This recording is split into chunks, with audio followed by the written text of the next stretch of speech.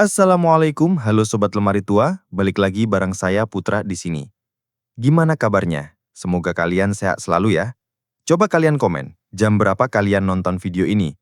Dan dari mana saja asalnya? Dan ya, seperti biasa, malam ini aku mau bawain sebuah cerita horor yang bisa saja bikin kalian merinding atau malah overthinking.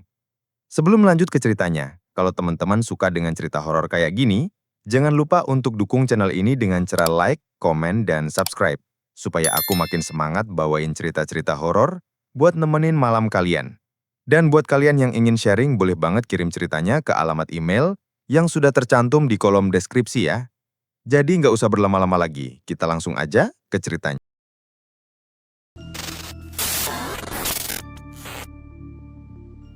Kalau teman-teman main agak ke pelosok Karawang, ada sebuah daerah yang dari luar kelihatan biasa saja. Sawahnya luas, udaranya masih sejuk di pagi hari, dan kehidupan masyarakatnya ya sederhana. Kebanyakan jadi petani, buruh, atau punya usaha kecil-kecilan. Nah, di sebuah sudut desa itu, ada satu warung kelontong yang dari dulu cukup terkenal. Warung ini letaknya bukan di pinggir jalan besar, bukan juga di dekat pasar. Justru agak terpencil, ada di tikungan jalan desa yang kalau sore sudah mulai sepi. Tapi anehnya, warung ini selalu ramai. Dari pagi sampai malam, selalu saja ada pembeli yang datang silih berganti. Padahal kalau dilihat-lihat, barang dagangannya ya sama aja seperti warung kebanyakan. Mie instan, minyak goreng, sabun, gula, kopi, jajanan anak-anak. Bahkan harganya cenderung lebih mahal dibanding warung lain. Tapi tetap saja, orang-orang entah kenapa lebih sering belanja ke sana. Awalnya warga menganggap hal itu wajar. Mungkin rezeki pemilik warung memang lagi bagus. Tapi lama-kelamaan, muncul banyak cerita janggal. Ada yang bilang beberapa orang yang berhutang di warung itu hidupnya jadi aneh setelahnya. Ada yang dagangannya mendadak sepi, padahal sebelumnya laris. Ada yang jatuh sakit, dan bahkan ada 1-2 orang yang meninggal mendadak tanpa sakit parah sebelumnya. Cerita-cerita ini awalnya dianggap gosip saja, tapi makin lama makin sering kejadian aneh terdengar. Misalnya, malam-malam ada warga yang kebetulan lewat depan warung itu. Katanya mereka mencium bau amis yang menyengat, padahal tidak ada ikan atau daging yang dijual di sana. Ada juga yang mendengar suara ayam berkokok keras sekali tengah malam, tapi kok aneh, suaranya bukan seperti ayam biasa. Nada suaranya panjang, berat, bikin merinding yang dengar. Ada juga yang pernah cerita begini, waktu dia beli sesuatu malam-malam, dia lihat di dalam warung itu ada bayangan hitam besar yang berdiri di pojok ruangan. Tapi anehnya, pemilik warung sama sekali tidak terganggu, malah tetap melayani sambil tersenyum seolah tidak ada apa-apa. Nah, makin banyak cerita kayak gini, makin banyak juga warga yang curiga.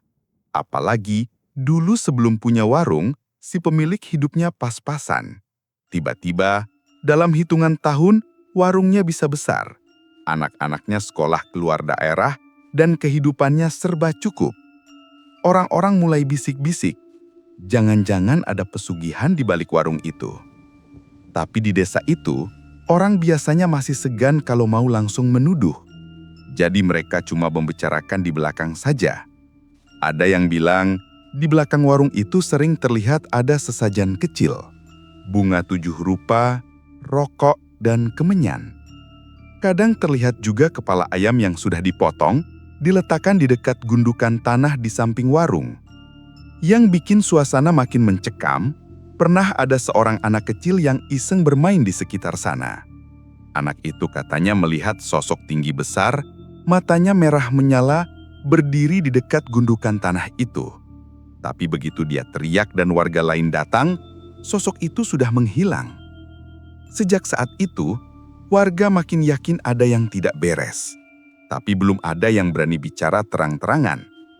Sampai akhirnya, seorang pemuda desa yang merasa penasaran, nekat ingin mencari tahu lebih jauh. Dia bilang, kalau dibiarkan, Ini bisa bahaya buat warga. Kita harus tahu beneran ada apa di balik warung itu. Dan disitulah awal mula cerita ini benar-benar dimulai. Dari sebuah warung kelontong sederhana di Karawang yang ternyata menyimpan rahasia kelam. Waktu itu malam Jumat, sekitar pukul 11. Desa sudah sepi.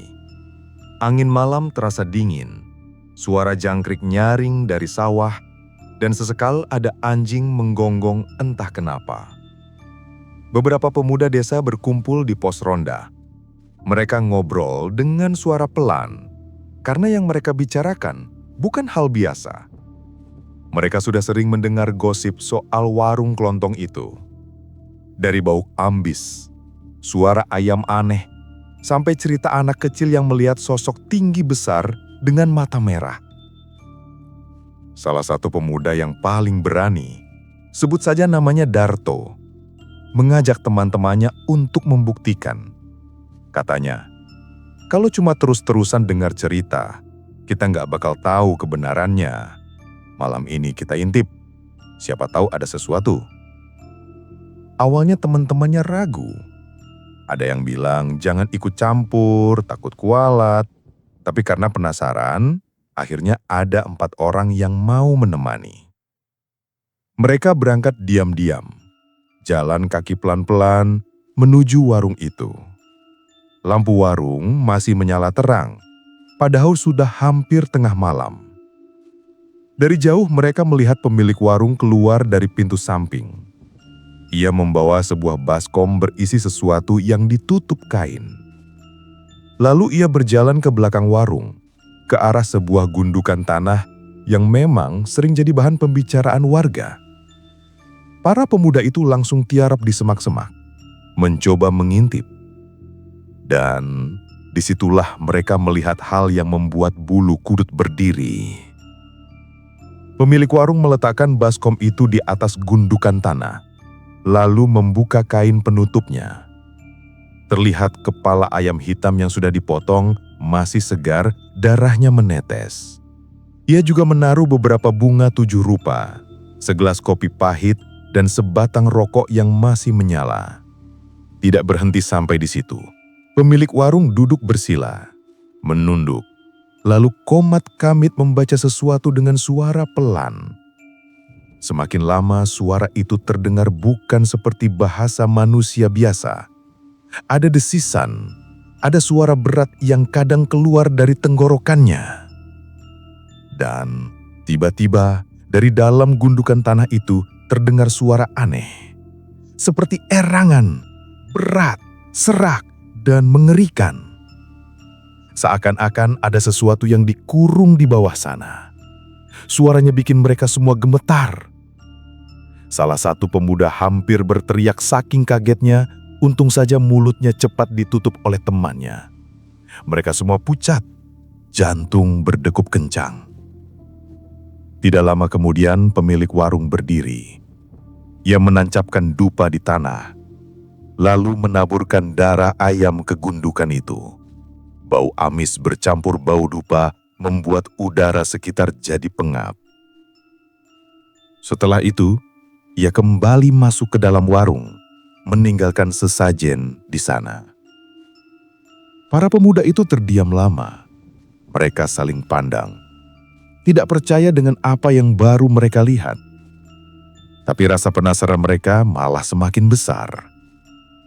Keesokan harinya, saat matahari sudah tinggi dan warung sedang ramai, beberapa dari mereka mengajak warga lain untuk menggali gundukan tanah itu.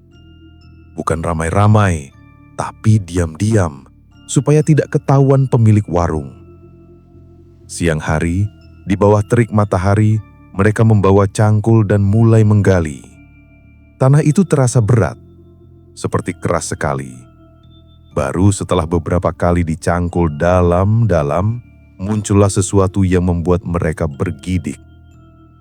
Pertama, mereka menemukan kain putih yang sudah kotor, seperti kain kafan, tapi baunya menyengat. Lalu, ada boneka kecil dari jerami, bentuknya mirip manusia, terikat dengan benang hitam.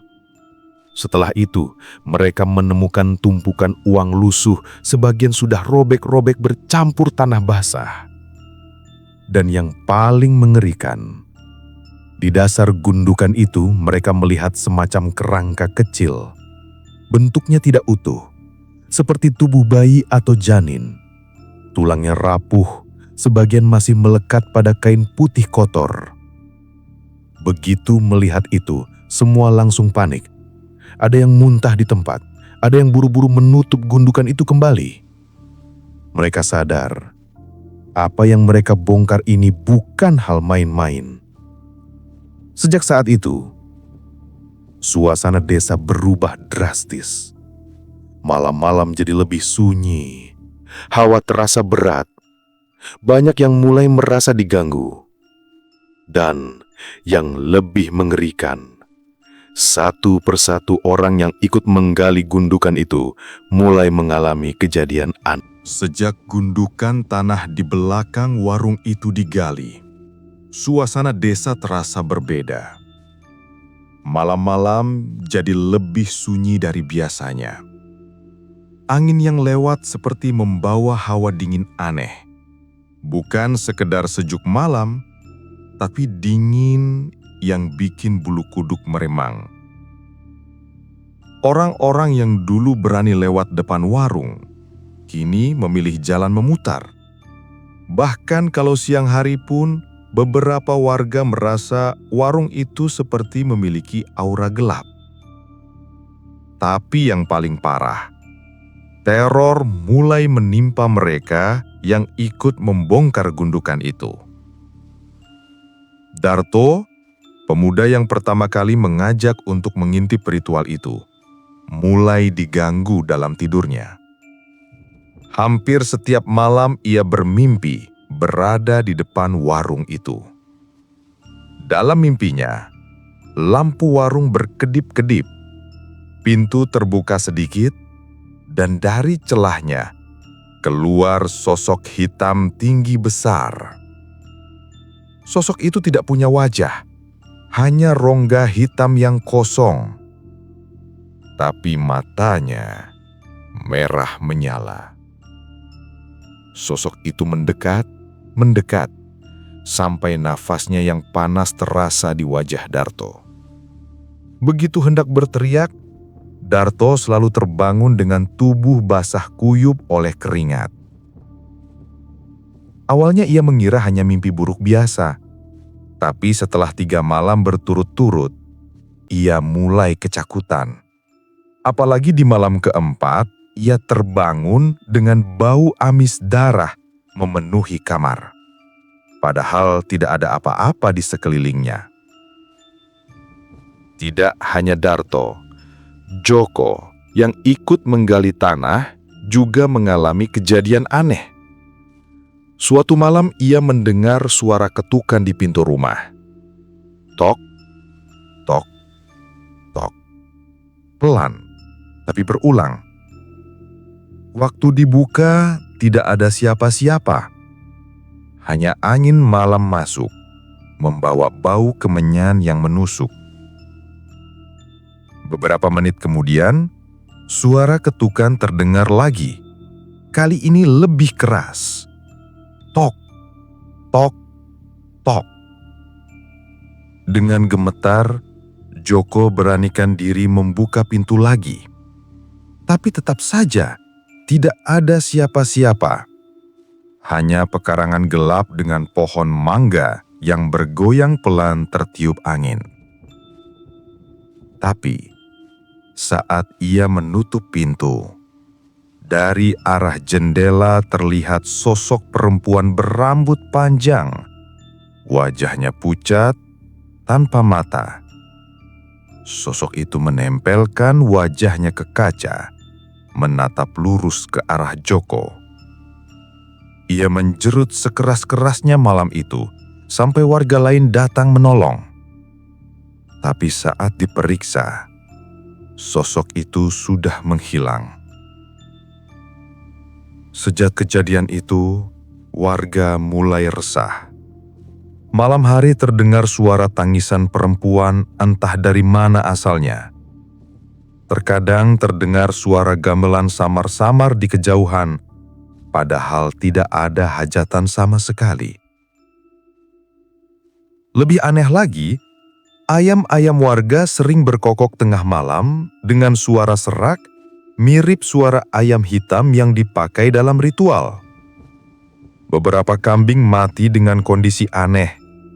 Leher terpuntir, mata melotot, lidah terjulur. Warga yang dulu hanya menduga-duga, kini mulai percaya kalau warung itu benar-benar ada hubungannya dengan pesugihan. Dan yang paling mengkhawatirkan, sejak gundukan itu dibongkar, makhluk-makhluk yang terikat di sana kini bebas berkeliaran. Pemilik warung sendiri, yang disebut-sebut punya ilmu pesugihan, tampak semakin muram. Dia tidak lagi ramah seperti dulu. Wajahnya sering pucat, matanya merah seperti kurang tidur. Beberapa warga bahkan mengaku mendengar dia bergumam marah. "Siapa yang berani menggali tanahku, kalian semua akan menyesal." Dan benar saja, sejak malam itu, gangguan semakin menjadi-jadi. Pintu rumah warga terbuka sendiri di tengah malam. Suara langkah berat terdengar mondar-mandir di atap rumah. Ada anak kecil yang kerasukan menangis sambil berkata, "Bapak warung marah, Bapak warung marah." Desa yang dulunya tenang berubah jadi penuh ketakutan. Orang-orang enggan keluar rumah setelah maghrib. Pos ronda sepi, jalanan gelap, hanya suara angin dan sesekali laulang anjing yang terdengar. Sampai suatu malam, Garto, yang sudah beberapa hari diganggu mimpi buruk, tiba-tiba berlari keluar rumah sambil berteriak histeris. Katanya ia melihat sosok hitam besar itu benar-benar berdiri di ujung kamarnya, bukan lagi sekedar mimpi. Warga yang menolongnya melihat Darto ketakutan setengah mati. Tubuhnya gemetar, matanya kosong, dan dari mulutnya keluar bau amis menyengat. Ia hanya bisa berulang-ulang berkata, "Dia datang, dia datang. Kita sudah salah, kita sudah salah." Sejak malam itu, semua orang sadar, teror sebenarnya baru saja dimulai. Apa yang mereka bongkar bukan sekedar rahasia warung biasa. Mereka telah melepaskan sesuatu yang seharusnya tidak pernah diganggu. Sejak malam ketika Darto berlari histeris keluar rumah, desa itu berubah semakin mencekam. Orang-orang tidak lagi berani keluar setelah Isya.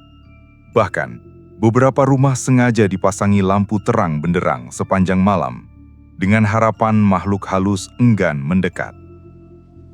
Tapi cahaya lampu tidak banyak membantu, karena apa yang datang bukan sekadar bayangan atau suara, tapi teror yang bisa merenggut nyawa. Suatu sore, warga desa berkumpul di mushola kecil. Mereka membicarakan keresahan yang makin menjadi. Saat suasana hening, tiba-tiba salah seorang pemuda, Joko, jatuh pingsan. Tubuhnya bergetar hebat, matanya mendelik, dan dari mulutnya keluar suara yang sama sekali bukan miliknya. Suaranya berat, serak, seperti orang tua yang marah. "Kenapa kalian bongkar tanah itu? Itu milikku. Akan kubuat kalian semua binasa." Orang-orang langsung panik. Beberapa mencoba menahan tubuh Joko, tapi tenaganya luar biasa kuat, tidak sebanding dengan tubuhnya. Ia meronta, menendang, bahkan hampir melukai orang-orang di sekitarnya. Seorang ustadz dipanggil. Dengan suara lantang, ia membaca ayat-ayat suci mencoba mengusir makhluk yang merasuki tubuh Joko. Setelah hampir 1 jam, Joko akhirnya pingsan kembali. Tapi begitu sadar, ia sama sekali tidak ingat apa-apa. Tidak berhenti di situ.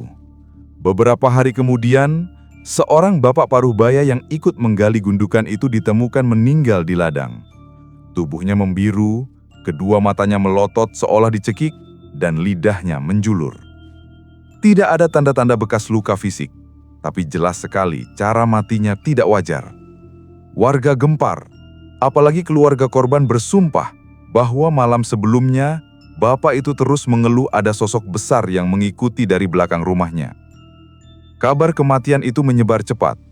Orang-orang yang sebelumnya masih menganggap ini sekadar gangguan biasa, kini benar-benar ketakutan. Beberapa hari setelah kematian itu, desa diguncang kejadian lain. Tengah malam, terdengar suara gamelan Jawa mengalun dari arah warung kelontong. Suaranya jelas, lengkap dengan gong, kendang, dan saron. Warga keluar rumah, heran sekaligus ketakutan. Tidak ada yang berani mendekat, tapi dari kejauhan terlihat warung itu bercahaya samar, seperti ada pesta di dalam. Padahal warung itu sudah seharian tutup, lampunya pun gelap, tidak ada satupun orang di dalamnya. Suara gamelan itu berlangsung hampir 1 jam sebelum akhirnya hilang begitu saja, meninggalkan keheningan yang lebih menakutkan daripada sebelumnya. Di tengah semua kejadian itu, pemilik warung tiba-tiba menghilang. Warungnya dibiarkan terbuka, tapi kosong. Barang-barang masih ada, tapi tidak ada orang di dalam. Warga yang berani mendekat merasa suasana di dalam warung sangat berat. Beberapa bahkan mengaku mendengar suara bisikan di telinga, seolah ada yang berkata, "Kalian sudah membangunkannya, kalian tidak bisa lari." Ada desas-desus kalau pemilik warung kabur keluar daerah, tapi ada juga yang percaya ia ditarik oleh makhluk yang selama ini memberinya kekayaan. Sejak hilangnya pemilik warung, gangguan gaib semakin menjadi-jadi. Rumah terbuka sendiri. Beberapa warga mendapati pintu rumah mereka terbuka lebar tengah malam, meskipun sebelumnya terkunci rapat. Langkah di atap. Suara langkah berat terdengar mondar-mandir di atas genteng. Saat dicek, tidak ada siapa-siapa. Penampakan kepala. Seorang ibu yang sedang menidurkan anaknya hampir pingsan karena melihat kepala tanpa tubuh berguling di depan pintu kamarnya. Kepala itu tersenyum menyeramkan sebelum menghilang begitu saja. Bau amis. Setiap kali bau amis darah muncul, selalu ada yang sakit keras keesokan harinya. Warga sudah tidak tahan. Mereka sepakat mencari pertolongan lebih besar. Seorang kiai dari luar daerah dipanggil untuk membantu. Malam itu, kiai beserta para ustadz dan puluhan warga berkumpul di musola. Mereka menggelar doa bersama, membacakan ayat-ayat suci dan berzikir keras-kerasan. Suasana begitu khusyuk, tapi juga tegang. Di tengah doa, tiba-tiba listrik seluruh desa padam. Gelap gulita, hanya cahaya lilin dan obor yang tersisa. Dari luar terdengar suara teriakan melengking, campuran antara tangisan perempuan dan auman binatang. Beberapa orang langsung histeris. Ada yang kerasukan, tubuhnya melompat-lompat tidak terkendali. Kiai dan ustadz berusaha menenangkan, membaca doa lebih keras lagi. Di luar musola, warga melihat sosok-sosok hitam berbaris di jalan desa. Tinggi besar, matanya merah, tubuhnya seperti asap pekat. Mereka hanya berdiri, menatap ke arah musola, seolah menantang. Suasana malam itu benar-benar seperti perang gaib. Doa melawan teror, zikir melawan bisikan kegelapan. Sayangnya tidak semua warga kuat menahan serangan. Seorang pemuda yang ikut doa tiba-tiba terjatuh dan tidak bangun lagi. Setelah diperiksa, ia meninggal mendadak. Wajahnya pucat seperti kehabisan darah. Tangisan keluarga pecah membuat suasana semakin kalut. Tapi kiai menegaskan, doa harus dilanjutkan. Kalau kita berhenti, mereka akan semakin kuat. Ini ujian, jangan goyah. Malam itu berakhir dengan banyak warga jatuh sakit, beberapa kerasukan, dan 2 orang meninggal. Tapi perlawanan belum selesai, karena yang mereka hadapi bukan sekadar makhluk gaib, tapi perjanjian pesugihan yang telah dibuka paksa. Buat doa bersama yang dipimpin kiai itu memang berhasil menahan sebagian teror. Tapi, tidak berarti semuanya selesai. Justru, setelah malam itu, aura desa terasa semakin berat. Banyak orang merasa masih diawasi, bahkan di siang hari sekalipun. Warga sepakat untuk melanjutkan doa bersama selama 7 malam berturut-turut. Setiap malam, musola penuh oleh orang-orang yang membawa sajadah, Al-Quran, dan tasbih. Anak-anak dilarang keluar rumah. Bahkan hewan peliharaan pun digiring masuk ke kandang sebelum maghrib. Karena banyak yang mati dengan cara aneh jika dibiarkan di luar. Malam ketiga dari rangkaian doa bersama menjadi titik puncak perlawanan. Saat doa berlangsung, angin bertiup kencang sekali. Padahal langit cerah, tanpa hujan. Genteng-genteng rumah bergetar, pohon-pohon kelapa di tepi sawah bergoyang keras seolah akan tumbang. Di tengah zikir, beberapa orang tiba-tiba menjerit histeris, kerasukan. Suara-suara asing keluar dari mulut mereka. "Ini tanah kami, kalian tidak berhak. Kalian sudah membebaskanku. Sekarang aku yang akan memimpin di sini." Tubuh mereka bergerak liar, matanya merah menyala. Butuh 4-5 orang untuk menahan satu tubuh. Kiai memimpin doa lebih keras lagi. Suaranya bergetar tapi tegas, membaca ayat demi ayat dengan lantang. Lilin-lilin berkelip, asap kemenyan hitam masuk lewat jendela, bercampur dengan bau amis darah yang begitu pekat. Dan saat itulah, warga yang ada di luar musola bersumpah melihat sesuatu. Sosok raksasa hitam, setinggi pohon kelapa, berdiri di dekat warung kelontong. Matanya merah menyala, giginya tajam berbaris, dan tangannya panjang menjuntai sampai tanah. Sosok itu mengaum keras, membuat kaca-kaca rumah pecah berderak. Anak-anak menangis, orang-orang dewasa berteriak ketakutan. Tapi Kiai terus melawan dengan doa.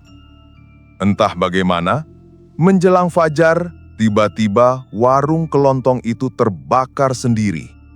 Api menyala begitu besar, padahal tidak ada orang yang menyalakan. Aneh lagi, api itu hanya membakar bangunan warung, tapi tidak merambat ke rumah-rumah sekitar. Warga hanya bisa melihat dari jauh. Ada yang bilang saat api membakar, terdengar suara teriakan panjang, campuran suara manusia dan binatang. Ada juga yang bilang melihat bayangan pemilik warung di dalam api, menjerit-jerit sebelum akhirnya lenyap. Sejak warung itu habis jadi arang, gangguan perlahan berkurang. Malam-malam jadi sedikit lebih tenang. Suara tangisan, langkah di atap, dan bau amis yang menusuk perlahan tidak muncul lagi. Tapi bukan berarti semuanya selesai. Masih ada kejadian-kejadian kecil yang terus membekas di desa itu. Kadang kalau lewat bekas warung itu malam-malam, orang mendengar suara orang batuk dari dalam puing. Beberapa kali terlihat bayangan orang berjualan di dalam warung, padahal jelas-jelas bangunan itu sudah rata dengan tanah. Ada warga yang kerasukan tiba-tiba menyebut nama pemilik warung yang menghilang, seolah-olah ia masih hidup. Dan yang lebih mengerikan, orang-orang yang dulu ikut menggali gundukan tanah itu tetap sering diganggu. Ada yang jatuh sakit berkepanjangan, ada yang usaha kecilnya selalu gagal, bahkan ada yang merantau jauh, tapi tetap merasa dihantui oleh sosok hitam besar tanpa wajah. Akhirnya warga menutup rapat-rapat cerita ini dari orang luar. Mereka tidak pernah menyebut nama asli desa itu jika ada orang asing yang bertanya. Hanya disebut di Karawang. tanpa detail. Bagi mereka, cukup sekali saja membuka sesuatu yang seharusnya dibiarkan terkubur. Karena sejak malam gundukan tanah itu dibongkar, desa mereka sudah tidak pernah sama lagi. Dan sampai hari ini, kalau kalian berkunjung ke Karawang, mungkin ada satu desa yang kelihatannya biasa saja.